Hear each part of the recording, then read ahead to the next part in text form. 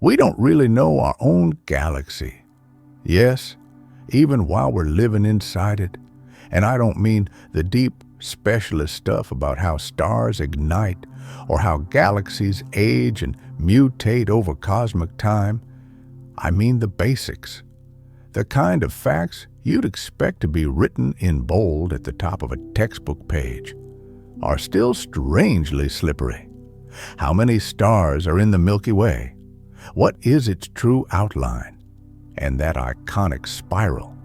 Does it have two main arms or four? These sound like simple questions. In practice, they're not. Right now, star count estimates swing wildly, from about 100 billion to 400 billion, depending on how you try to measure them. And for the last 20 years, astronomers have argued back and forth over the Milky Way's spiral structure, 2 arms or 4, with the balance of evidence lately leaning toward 4. That makes sense in a cruel way. It's always harder to map a place from the inside. It's easier to look out your window at the house across the street than it is to see your own house from the same spot. We're stuck in the living room trying to draw the blueprint. Now here's a question that sounds almost like a riddle. How many galaxies are inside the Milky Way? According to Gaia, the European Space Agency's space telescope that just wrapped up a decade-long mission, the answer isn't 1. Gaia has spent 10 years turning the Milky Way into data, roughly 3 trillion individual observations, stitched into the most precise moving map of our stellar neighborhood ever built. And now, as scientists sift through its final looks at our galaxy, a strange clue glows up from the numbers. About 30,000 stars are moving wrong. They're going the wrong way, cutting against the main flow, like a flock flying against the wind while everything else streams forward. They don't behave like locals. Their colors and brightness patterns don't quite match the surrounding population either. They look imported. So today, we follow Gaia's footprints into the dark and ask the real question hidden beneath the simple one. How many galaxies has the Milky Way swallowed? To understand why this is so hard, remember the problem of living inside your own evidence.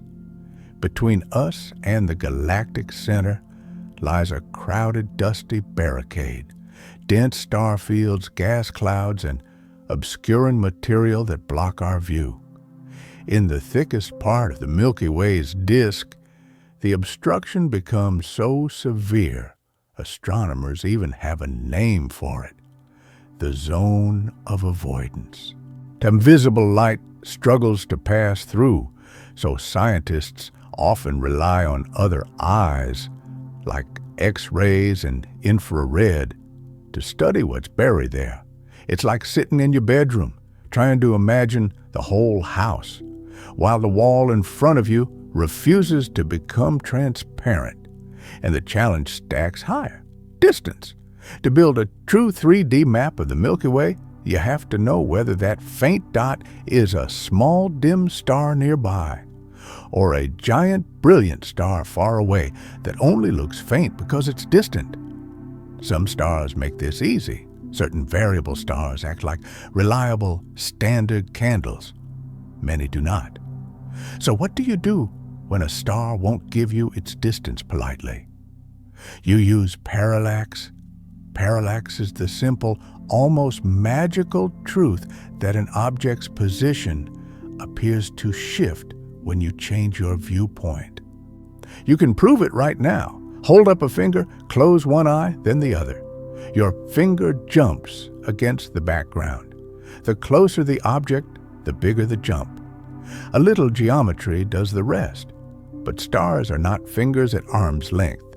They're unimaginably far. The parallax shift is tiny. So tiny, it's easy to drown in measurement noise. Gaia's trick was scale. Instead of using the 6 centimeters between your eyes, Gaia uses the size of Earth's orbit.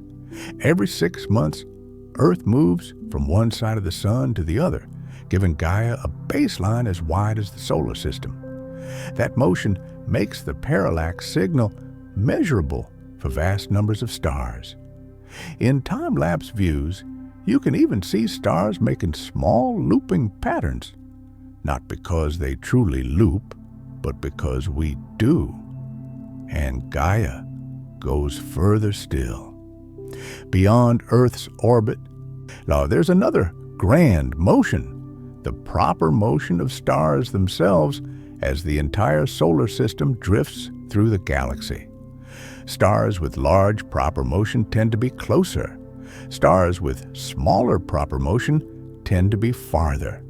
With enough time, enough observations, and enough precision, the three-dimensional structure starts to reveal itself like a hidden sculpture emerging from fog. That's how Gaia produced a detailed 3D map of roughly 2 billion stars, a staggering number, even if it's still only a small fraction of the Milky Way's total population. And Gaia didn't stop at position and motion.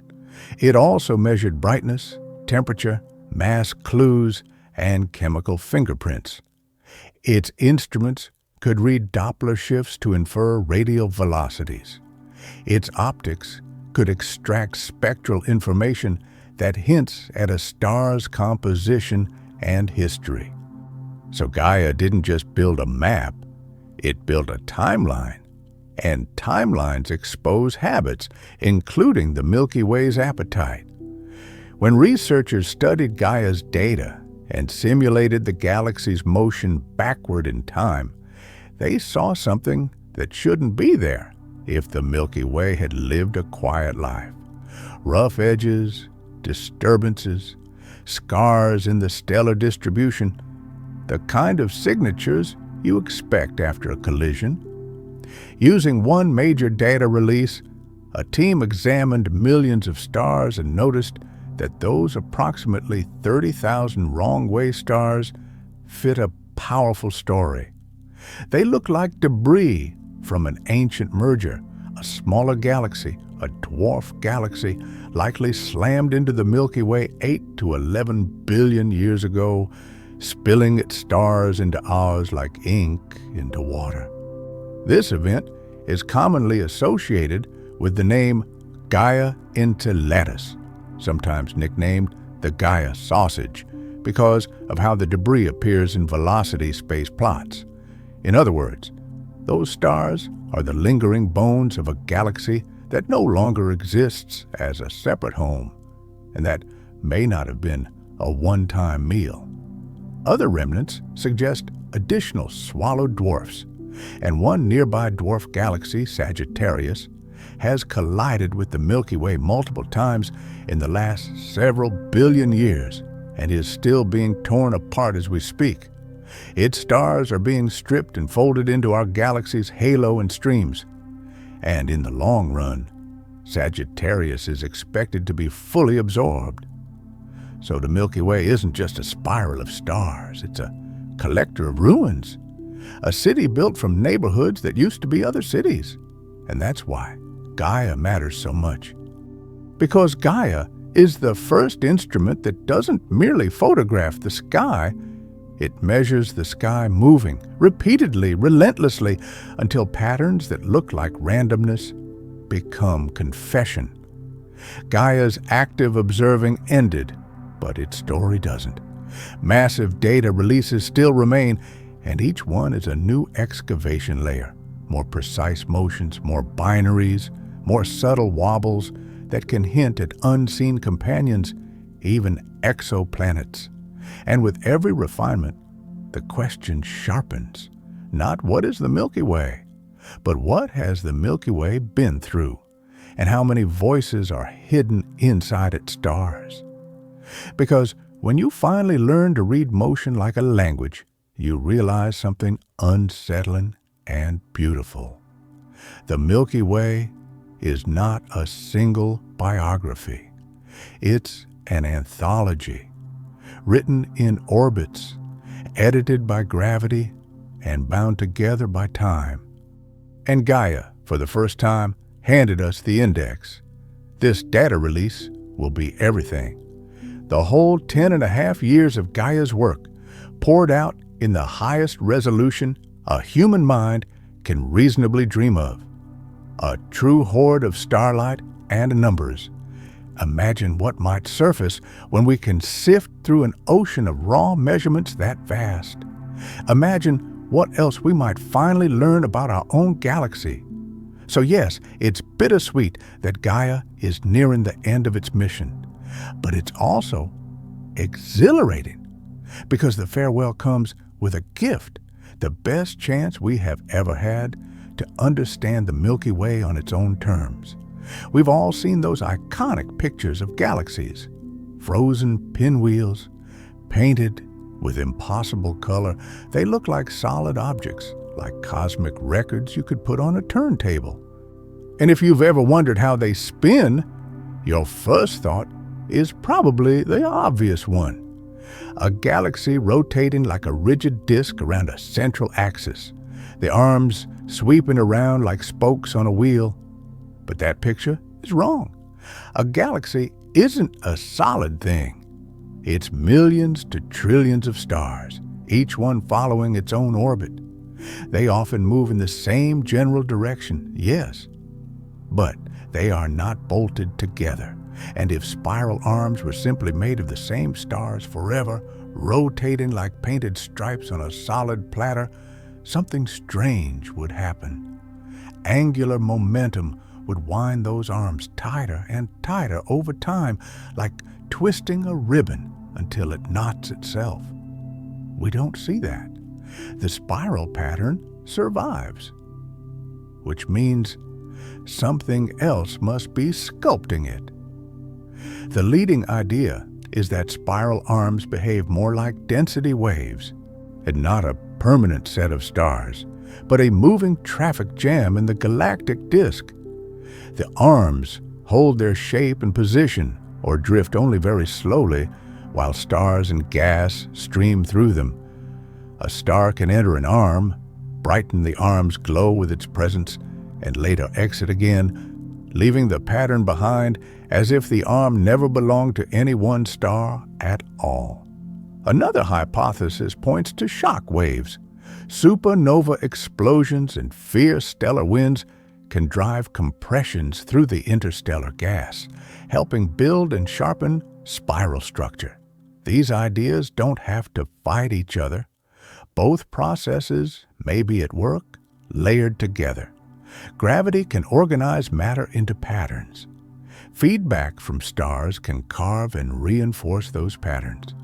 The galaxy becomes a living system, shaping itself as it moves. And here's the delicious part. Density waves are not just a galactic concept.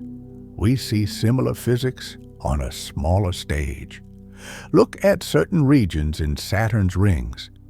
You might think you're seeing the cross-section of a tree trunk, those tight circular bands like growth rings in wood. But you're not. In that region, the ring particles are being tugged by the gravity of small moons embedded within or near the rings. What you're actually seeing is a spiral wave wound so tightly it almost masquerades as a set of circles, like grooves on a vinyl record. And just like a spiral galaxy, the pattern holds its shape. It doesn't wind itself into oblivion. The particles move through it. The structure persists. Inside spiral arms is where much of a spiral galaxy's star formation happens. Gas and dust collect there, compressed, crowded, stirred. That's why you often find glowing nebulae scattered along the arms like lanterns hung on a ribbon. The arms can appear brighter, not only because there's more material there, but because that's where the youngest, hottest, most luminous stars tend to be born. Those massive stars burn fast and die young. So as they drift away from the arms, many of them are already gone, snuffed out, leaving behind a different stellar mix. Then there's another mystery braided into the spiral story: dark matter.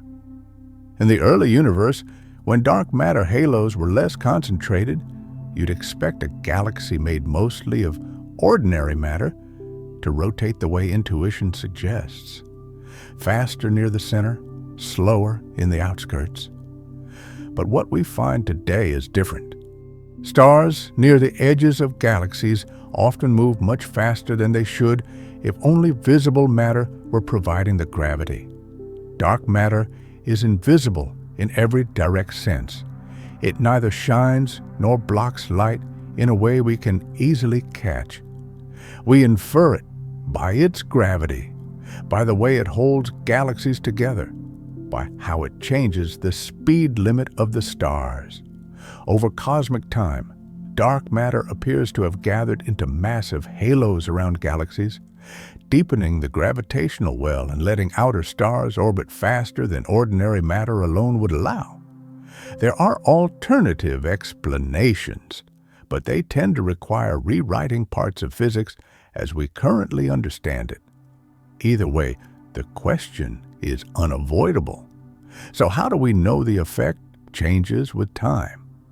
Because looking far away is looking back in time. When we observe galaxies billions of light years distant, we're seeing them as they were billions of years ago. And many of those faraway galaxies appear to have slower rotation in their outskirts compared to galaxies closer to us. The trend strengthens with distance, though of course the universe always makes room for exceptions. Some galaxies break the usual script in spectacular ways. Take NGC 4622, a strange spiral where the outer arms appear to lead rather than trail. It was hard to accept at first until more internal structure was found that helped make sense of its geometry. A recent merger is a likely culprit, a gravitational disturbance that can twist a galaxy's patterns into something unexpected. Or consider the Black Eye Galaxy, with two disks of gas and dust rotating in opposite directions. The inner disk, where the dust lanes are most visible, rotates one way. The outer gas rotates the other way. And intriguingly, the stars in that outer region don't seem to share the counter-rotation, suggesting it may be the gas alone that was acquired later. Perhaps the galaxy is still feeding from the intergalactic medium. Or perhaps it swallowed a smaller gas-rich neighbor and kept the meal spinning the wrong way. Finally, there's another major class of galaxy worth meeting: elliptical galaxies.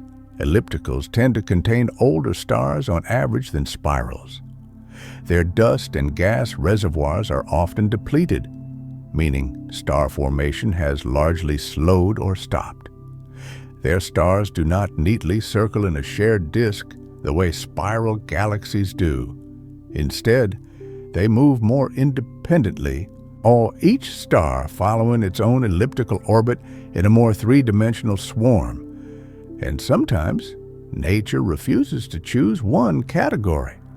Some galaxies wear traits of both. These are lenticular galaxies, with a disk-like shape but a smoother, more ghostly appearance, as if a spiral galaxy had its star-forming fuel turned down and its arms began to fade. Star formation itself may help maintain the sharpness and identity of spiral structure.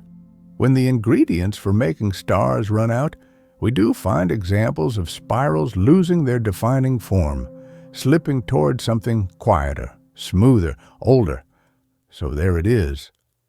The rotation of galaxies isn't a simple spin of a solid wheel. It's a choreography of countless orbits. It's patterns that persist while matter flows through them. It's gravity writing structures in motion, feedback rewriting the ink, and dark matter shaping the stage from behind the curtain. The universe is full of secrets. Some of the most astonishing ones are hiding just beyond the reach of visible light. And that's what makes the next chapter so thrilling. Because while Gaia gives us our most precise map of the stars we can trace, other instruments will help us pierce the dust and see what the eye alone cannot. And once you realize how much of the galaxy has been hidden in plain sight, you start to feel it, not just curiosity, a kind of impatient wonder, like standing in front of a locked door you've walked past your entire life and hearing, for the first time, the key turn. The team identified 12 RR Lyra stars in the VVV survey, and that quiet number carries a thunderous implication. RR Lyrae are ancient, reliable beacons, the kind of stars that don't belong to a young, bustling neighborhood. Finding them there suggests these may be the surviving embers of an old globular cluster, stranded right in the heart of our galaxy, like a fossil hidden beneath a modern city. And that fossil matters because it speaks to a long-running argument about how nuclear bulges are born.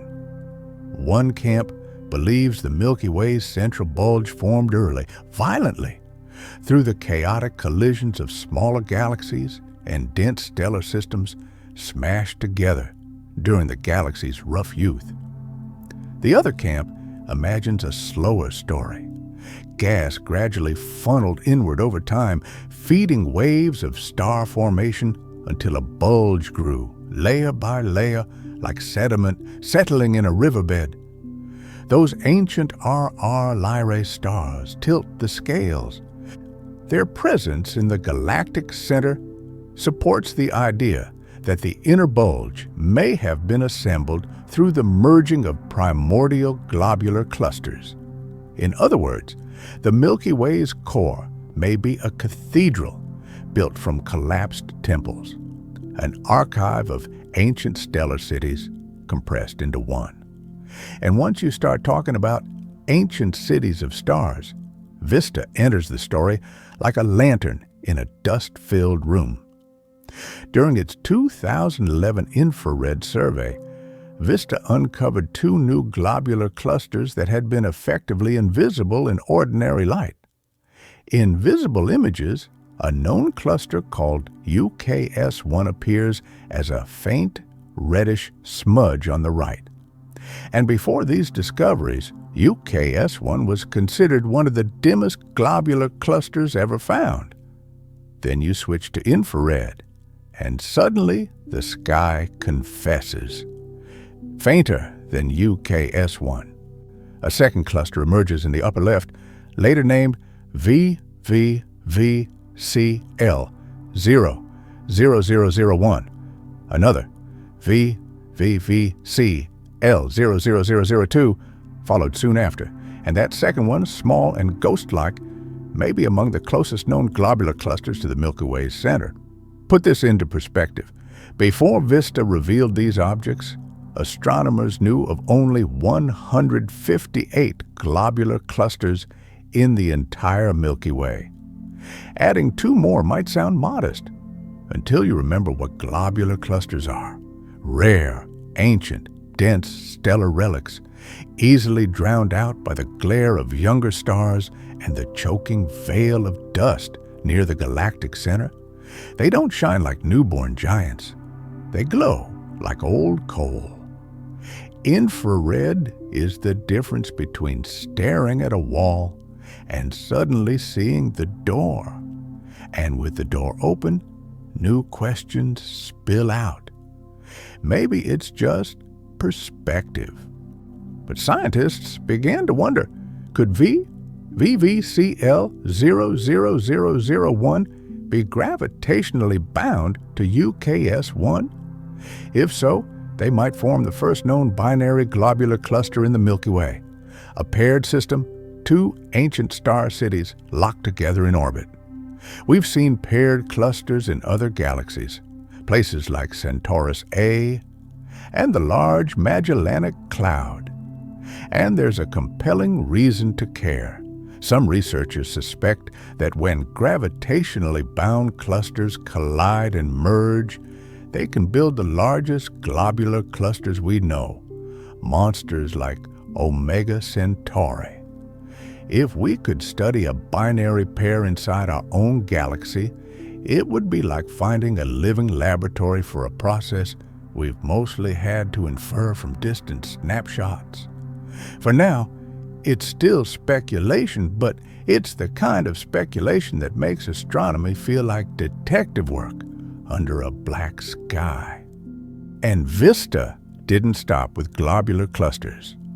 The VVV survey also uncovered a vast population of other cluster types, including at least 96 new open clusters, or new galactic clusters.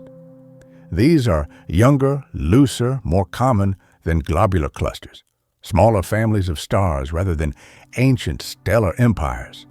Like the globulars, they had been hidden behind cosmic dust. And like the globulars, the infrared eye of VISTA pulled them out of the dark. One example is VCL 00003, an open cluster that's harder to notice at first glance than the dense globulars. But look closely and you'll see it. A subtle overdensity, a region where the star count quietly rises above the background. It was found about 15,000 light years from the galactic center. And notably, it was the first object of its kind discovered on the far side of the Milky Way. That's the scale we're talking about. A survey spanning an enormous swath of sky, mapping over 1.5 billion objects, generating discoveries that aren't just interesting but corrective, discoveries that rewrite what we thought we knew about our home galaxy. And even that may only be the visible tip of what this dataset contains. Because surveys like VISTA don't just answer questions, they become foundations. They set the stage for future instruments with sharper vision and higher sensitivity. Successors that will return to these same regions again and again, peeling back more layers, extracting more structure, finding more hidden populations. For the first time, we hold a detailed 3D infrared portrait of the Milky Way's inner architecture, a portrait that reveals wonders that were simply unreachable before. And that's what makes this era feel electric. Visible light precision from missions like Gaia, infrared depth from surveys like VISTA, different wavelengths, different truths, braided together into something closer to a complete map. Not of a postcard galaxy we can admire from outside, but of a living system we are trapped within, learning to understand by reading its motion, its dust, its scars, its hidden births.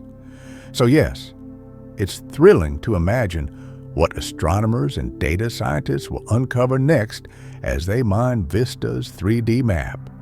And to feel that shift in perspective, the sky is no longer just something we look at. It's something we can finally see through. Now, hold that thought and look at a stunning image from the James Webb Space Telescope.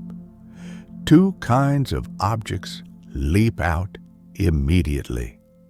Nearby stars in our own galaxy, as shining as sharp points wrapped in diffraction spikes, and far behind them, whole galaxies smeared into faint spirals and ellipses, each one holding billions of stars in a haze too distant to separate into individuals.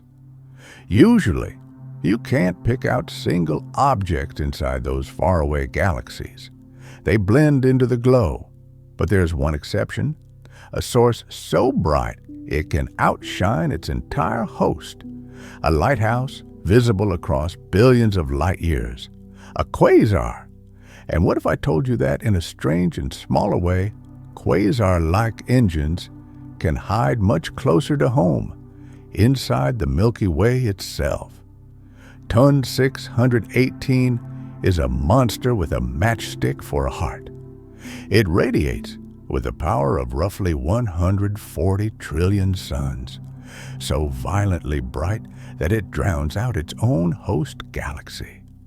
From our vantage point, the galaxy itself is essentially erased. The quasar becomes the only thing you can see, a lighthouse so intense it turns its entire home into background noise. And because quasars are the brightest objects in the universe, they can be seen across staggering distances. That fact comes with a trap, a bias that quietly shapes what we think the cosmos looks like. It's called the Malmquist bias. In simple terms, the farther you look, the more your vision becomes selective. At great distances, faint things don't vanish because they don't exist. They vanish because your instruments can't catch them. So the distant universe appears packed with ultra-bright objects, not necessarily because brightness is more common out there, but because brightness is what survives the journey to your detectors. This means there's a serious possibility that the largest supermassive black holes are more evenly distributed across the universe than they appear. If a galaxy hosts an enormous black hole, but that black hole isn't actively feeding, if it isn't blazing as a quasar, then beyond a certain range, we simply won't notice it. A quiet galaxy is nothing compared to the glare of a quasar. Silence doesn't travel as far. There's another reason the biggest black holes seem to live far away, and it's written into the early universe itself. The universe has been expanding from the beginning. In its youth, everything was closer together, denser, richer, more chaotic. And quasars were far more common back then because quasars require fuel. Enormous torrents of gas falling inward, spiraling into an accretion disk, converting gravity into light. Early on, there was simply more gas available, and it was easier for that gas to find its way into the mouths of black holes. Over time, the universe not only expands, it locks up its gas. Gas turns into stars. The most massive stars die into neutron stars and black holes, removing material from the recyclable pool. Less free gas means fewer chances for supermassive black holes to feast and fewer chances for galaxies to ignite into quasar phase brilliance. One of the universe's darker endgame ideas leans on this very trend, the so-called Big Freeze scenario, where after unimaginable spans of time, star formation dwindles towards zero as usable gas becomes scarce, leaving a cosmos dominated by dead stars and black holes, slowly fading into cold darkness. Even today, we can see galaxies that have already reached a kind of starvation. Their gas is depleted. New stars can no longer form in any meaningful way. These are typically elliptical galaxies, older, redder, calmer systems where the engines of starbirth have largely shut down. Spiral galaxies, by contrast, still carry structured reservoirs of gas and dust so they can keep forming new stars. And here's the twist that feels almost backwards at first. Many of the most massive, supermassive black holes we know seem to sit in elliptical galaxies, places where there is little or no gas left. How can a black hole grow enormous in a galaxy that's now dry? Because the growth likely happened during a prior era, when that galaxy was not yet dry. Gas doesn't fall into a black hole easily. It has angular momentum. It wants to orbit. To feed the central black hole, gas has to lose that angular momentum, and that usually requires disturbance, gravitational torques, tidal interactions, close encounters, mergers, exactly the kind of violent history that can transform a galaxy and eventually exhaust its gas supply. In many ellipticals, the story may be feast first, starve later. A massive feeding phase builds a giant central black hole. Star formation consumes and locks up the remaining gas. Feedback from the active nucleus can heat or blow out the rest. And what's left is an elliptical, quiet, red, and carrying a colossal black hole like a dark crown. Meanwhile, in many spirals, gas tends to keep its orderly rotation longer. It doesn't always lose angular momentum on the same scale, so the central black holes often grow more modestly. Add to that the fact that today's universe simply has less available gas than the early cosmos, and the whole process slows down. The age of rampant quasar activity fades. That may be why there are no bright quasars within about 500 million light-years of us. The local universe is older, calmer, more spread out, and generally less well-fed. The quasars we observe, including some powered by the largest black holes we've ever measured, are often the survivors of an earlier, wilder epoch. We're seeing ancient fires still burning at great distance, not necessarily because giant black holes can't exist nearby, but because the nearby ones are more likely to be quiet. So why do the biggest black holes seem to be the youngest? They might not be. It's a visibility illusion. We can measure distant blazing quasars precisely because they announce themselves across billions of light-years. But older, closer, supermassive black holes could be just as gigantic while hiding in galaxies that don't shine like beacons. Malmquist bias means we've likely missed a whole population of massive black holes simply because they're not screaming loud enough for us to notice them at great range. As surveys deepen and technology sharpens, the picture will keep changing. The universe is not only stranger than we imagine, it's stranger than what we're even able to detect at any given moment. And that's why it's worth stepping back and looking at the visual legacy that brought us here. Before we celebrate the era of James Webb, it's worth revisiting the workhorse that spent decades teaching humanity how to see, Hubble. 30 years of observations. 30 years of galaxies in every mood and phase, from star-forming and star-bursting systems burning hot with creation to fading, exhausted galaxies slipping toward quiet death. Because when you look at a galaxy, the first clue to its evolutionary state is often its shape. Spirals and barred spirals are frequently treated as less evolved in structure, while ellipticals are often described as more evolved. That doesn't necessarily mean spirals are younger. It can mean they evolve more slowly, holding on to their disk structure for longer. Take NGC 2336. A classic spiral, a flat, rotating disk, stars moving mostly in the same direction, sweeping arms extending outward from the center, sometimes directly from the core, sometimes emerging from a bar. A galaxy rich in dust can be a galaxy that hasn't converted that dust into stars yet.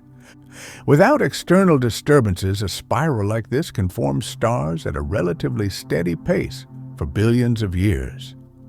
You can tell it's not forming stars explosively by what it lacks. Strong, widespread red H2 regions. The bright, pink red star nurseries that flare when massive young stars ionize surrounding hydrogen. NGC 2336 still form stars. Those bright blue stars prove it, but it isn't burning through its fuel at maximum speed.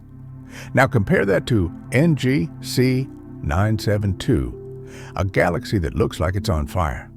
When a galaxy glows with intense red regions, we call it a starburst galaxy. Star formation is happening at a ferocious rate. Those red patches are H2 regions, blazing signatures of newborn massive stars. The blue halo-like glow around the galaxy is another giveaway. Hot, massive blue stars are short-lived. If you see many of them, it means star formation has been intense very recently, because those stars don't last long enough to be ancient. Then there's M61, another breathtaking starburst viewed at a favorable angle, so its dust lanes and red nebulae can be studied in detail, and when you zoom in, you start to notice asymmetries, arms that split, structures that don't mirror each other cleanly. Often, asymmetry is a clue that the galaxy has been disturbed by a nearby neighbor's gravity or by direct interaction. M61 lives in the Virgo cluster, surrounded by more than 1,000 galaxies. In environments like that, gravity is never quiet.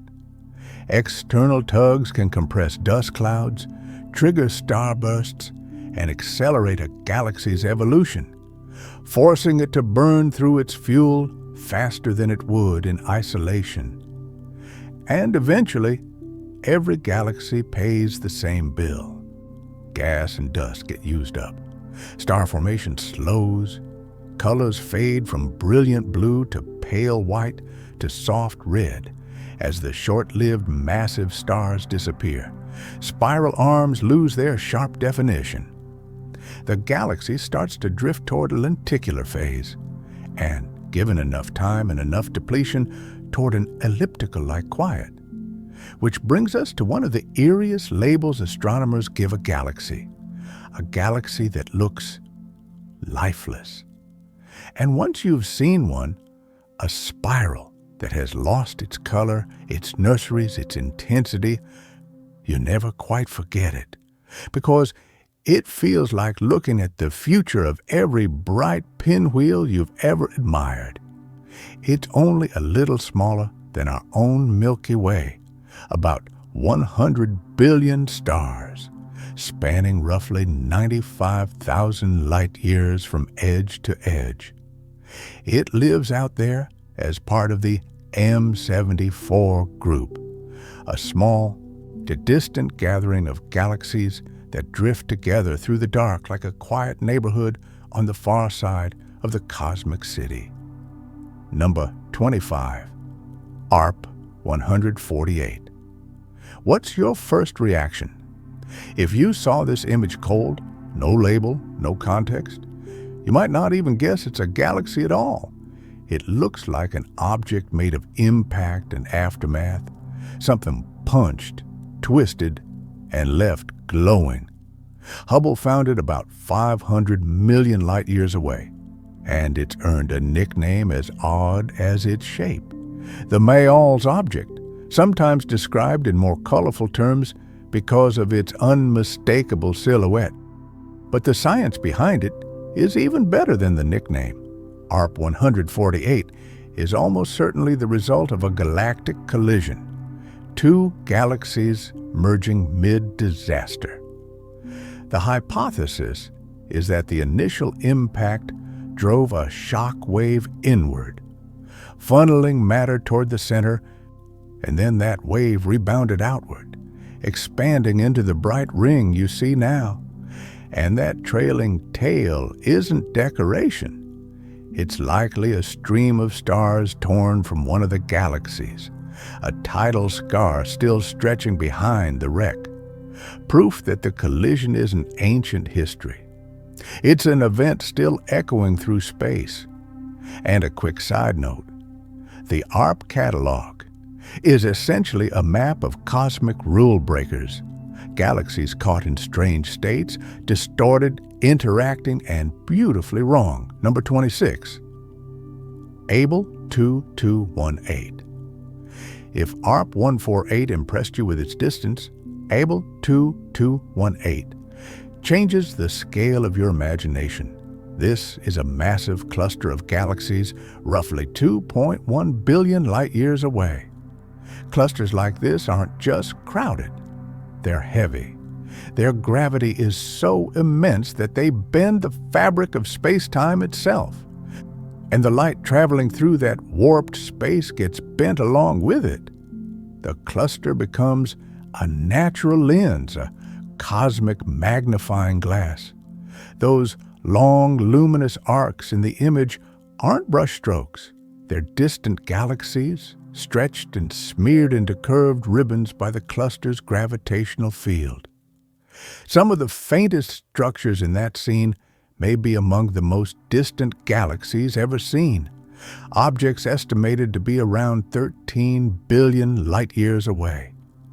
In the full resolution or zoomed-in view, you can make out their distorted shapes more clearly, and sometimes you even see the same background galaxy appearing twice, duplicated by the lensing geometry like a mirage made by gravity, and the timeline is the real sting. You're seeing some of that light as it was when the universe was only around 750 million years old. A glance into the earliest chapters of cosmic history. In total, the image holds on the order of 10,000 galaxies. Number 27, Abel 1703. Another lensing cluster, another gravity-made window. But this time, let's slow down and savor how the illusion works. You start with something enormous, often a giant elliptical galaxy at the center of the cluster. Gravity, according to general relativity, doesn't just pull on objects. It warps space and time themselves. The more massive the galaxy or cluster, the deeper the warp. Light, which always takes the straightest possible path through space-time, is forced to curve along that warped geometry. And if the alignment is right, the foreground mass magnifies what lies behind it. A lens with no glass, a magnifier suspended in the vacuum. Abel 1703 sits about 3 billion light-years away, and its lensing signature curves around the central giant like a halo of bent light. Space can be unbearably beautiful when it wants to be. Perfect ellipticals with smooth profiles, spirals with astonishing symmetry, and then, without warning, you collide with the ARP catalog again. Galaxies that look like the universe forgot its own rules for a moment. These are the galaxies that carry scars. These are the galaxies that tell stories. And in this Hubble episode, that's our destination. The strangest specimens Hubble ever caught and what they're trying to say. Number 43, ARP 116. Messier 60. At first glance, it looks ordinary. A classic elliptical galaxy, huge and smooth. Its gas and dust largely used up long ago, giving it that clean, polished appearance. It's about 57 million light-years away, and near its center lurks one of the largest black holes ever detected in our neighborhood, around 4.5 billion solar masses. So far, nothing screams weird. Then you zoom out a little. Right beside it is a spiral galaxy, NGC 4647, dramatically different in structure. From our point of view, the two look close enough to be interacting, yet their shapes show almost no distortion. That's rare. Two galaxies in apparent proximity, but without the usual tidal tug-of-war written into their arms and edges. The likely explanation is simple and strange. They're not truly side by side. One sits in front of the other along our line of sight, creating the illusion of intimacy without the gravitational consequence. And then there's a third player most people miss, a tiny, dense galaxy called M60U CD1. This object is an absolute freak of nature, only about 300 light-years across, a speck compared to normal galaxies. Yet it contains a mass around 200 million suns. Its stars are packed so tightly that the stellar density may be about 15,000 times higher than in the Sun's neighborhood, meaning stars can be dozens of times closer together than what we're used to. X-ray observations, like those from Chandra, reveal compact objects, black holes and neutron stars, peppered through the region, and M60U-CD1 itself shows an X-ray source, suggesting a central black hole. Some estimates place it around 10 million solar masses, comparable to, and possibly larger than, the Milky Way's own central black hole. If that's true, then M60UCD1 might be the stripped core of a once much larger galaxy, a cosmic victim whose outer layers were torn away, leaving only the dense nucleus behind like a fossilized heart. Number 44, ARP 147, IC 298. You don't need instructions to feel what's happening here. This is a collision, a pair of galaxies caught in the act, about 440 million light-years away. The left galaxy is elliptical, the right one was spiral, and the impact, estimated around 40 million years ago, triggered a burst of furious star formation, visible in those bright blue regions that flare along the ring. The most intense phase of that starburst likely peaked around 15 million years ago, producing the most massive stars, the ones that live fast, burn hot, and die young. Many of the largest have already ended their lives as supernovae, leaving behind neutron stars and black holes. The reddish portion of the ring is probably the remnant of the original galactic core, and the ring itself is the ripple, the shock wave pattern moving through a galaxy like a bell that's been struck. Number 45, ARP 77, NGC 1097. NGC 1097 looks like an eye, a colossal staring iris in space. When you zoom into that iris, you find a luminous ring packed with star-forming regions, each bright knot likely a bubble of energized hydrogen where newborn stars are carving out cavities. Observations at other wavelengths suggest some of the dust and gas in these rings is also being funneled inward toward the galaxy's central supermassive black hole. But the strangest detail comes at the deepest zoom. 4 jets or outflows forming an X-like structure around the core. With little hydrogen detected in those filaments, researchers suspect they may be the remains of a smaller galaxy that NGC 1097 devoured, leftover material flung into shape by the merger, still hanging in the halo like torn cloth. Number 46, ARP 142, the penguin and egg. From one angle it looks playful, almost gentle, but it's another brutal merger. The spiral galaxy has been damaged heavily. One of its arms has been ripped into a long, trailing structure by the elliptical companion, which looks oddly intact by comparison, only stretched and reshaped. Along the edges, the blue star-forming regions glow like fresh bruises. A 3D interpretation suggests dust lanes are being peeled away from the galaxy, drifting outward as the system rearranges itself under gravity. Distance, about 350 million light-years. Number 47, NGC 1569. This one doesn't look like a galaxy in the way people imagine galaxies. It's small, comparable to the Magellanic Clouds, and it feels less like a structured system and more like a single gigantic nebula that learned how to call itself a galaxy. It is rich in gas and dust, and because of interactions with nearby larger companions, that material has been compressed, triggering star formation at a rate dozens to hundreds of times higher than what we see in the Milky Way. At the center, dense clusters of massive stars have blown much of the reddish gas and dust outward with fierce stellar winds and supernova blasts, leaving behind enormous star clusters like fresh-built cities after a storm.